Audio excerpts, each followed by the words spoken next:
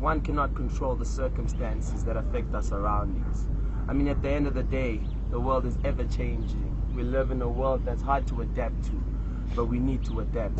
I mean, every day we test it. Every day our characters are tested. And what is character without the test?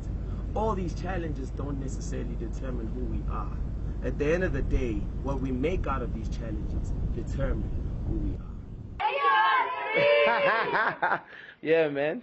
These are my family. I love all of them. All of them. Well, I was born in the capital city of South Africa, which is Pretoria, in a small neighborhood called Lodium.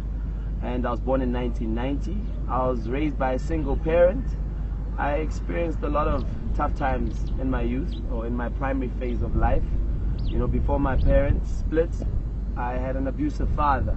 But nonetheless, that played a role in who I am now.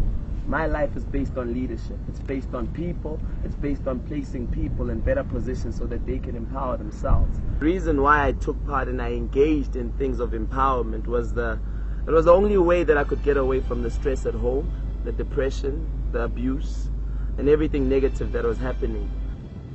It all happened in 1994. I remember this day like it actually happened yesterday. And basically what happened was that my father shot my mother 15 times in front of me.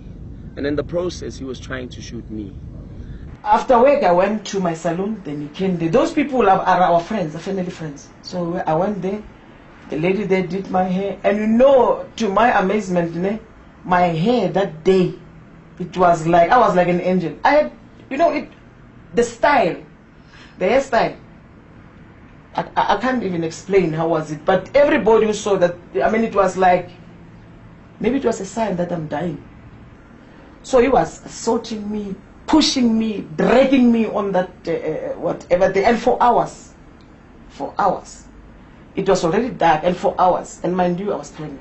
When he was telling me to go and collect rent because he wanted to shoot him, I was not answering. I didn't say anything. But by the time he said I must go and collect him in the house because he wanted to show me how is he gonna kill me after he shot him, that's when I said no. That one I'm not gonna do. I understood what hate meant, and that's how I felt about my father, my blood, a person who played a role in who I am today, shot my mom.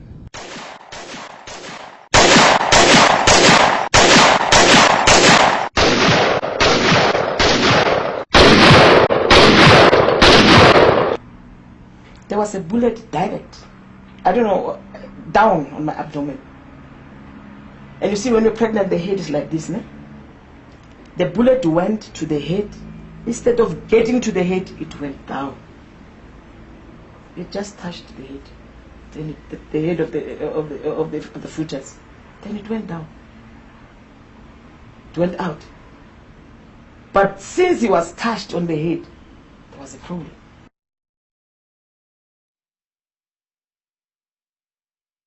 And I also got to understand the true meaning of what love is.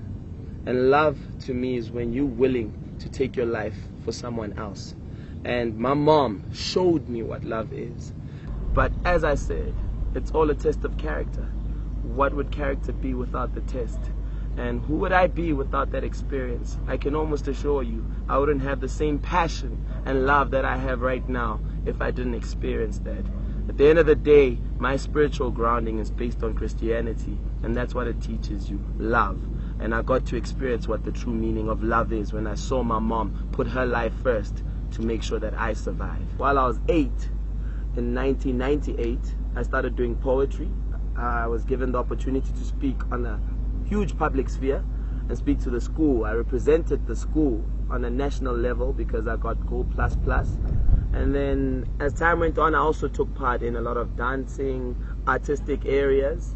I took part in soccer as well, which gave me a platform to go to School of Excellence. In Sutherland, in high school, I took part in sports. For instance, I started playing rugby. And after a year of playing rugby, I actually made it for the Blue Bull side, the under-16 side.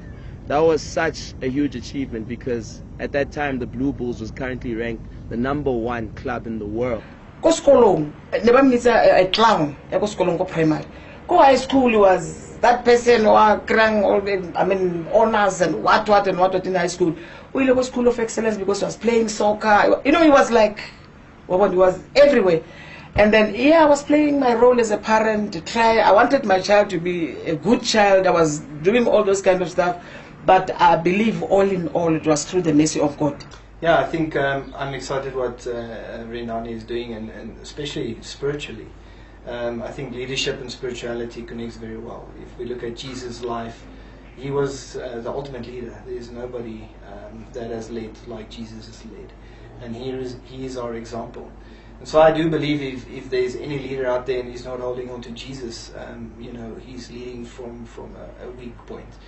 I'm the chairperson of the Prim Council in UJ, and I represent residence life on a student level. So it's a big level, or it's a big opportunity or a big platform to lead, and that is my life leadership. Selflessness to me is a basic principle of, I'd say, good leadership. I mean, in essence, leadership is about the people and it's about giving. So that's what selflessness is. Not focusing upon you as an individual, and actually focusing on people and giving people what they need.